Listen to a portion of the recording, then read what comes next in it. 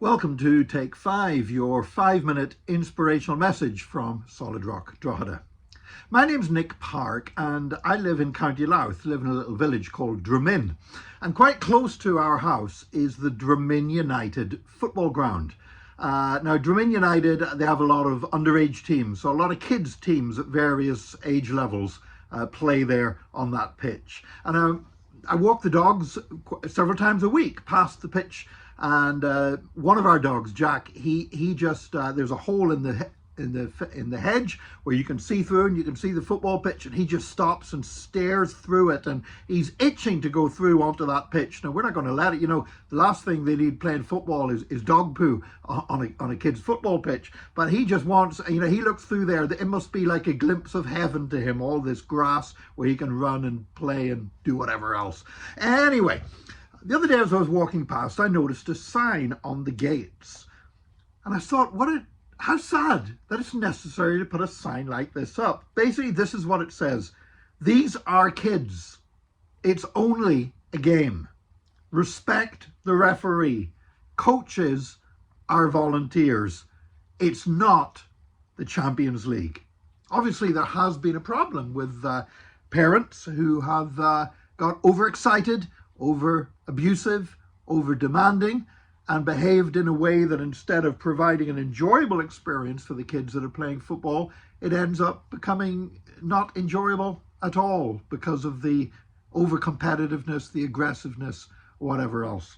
You know, as I was thinking about that sign, when at the end it says it's not the Champions League, I thought about this. You know, even if it was the Champions League, it's still only a game.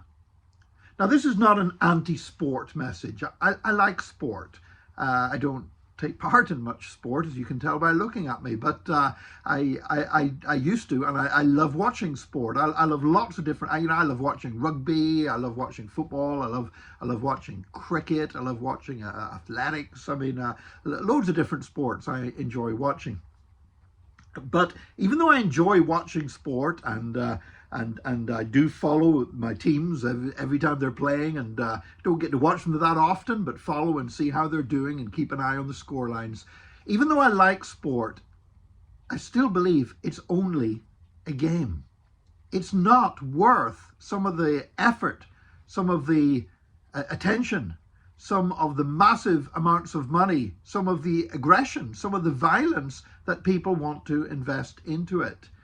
And it seems more and more that that's becoming a problem, not just with kids' games being spoilt by over-competitive and over-demanding parents, but even in professional sport. There was a case recently in the Turkish First Super League where a club chairman went onto the pitch and punched a referee because he disagreed with the decision the referee had made. The referee ended up with a fractured skull, of all things. And this idea that somehow this is life or death, and I think it was Bill Shankly, who was Liverpool manager, he once said, football's not a matter of life and death, it's much more important than that. Well, it isn't. I like sport, sport's great, sport has a lot of benefits to it, but it's not life or death. It's not nearly as important as life or death. We need to get our priorities right. As a human race, we have our priorities mixed up.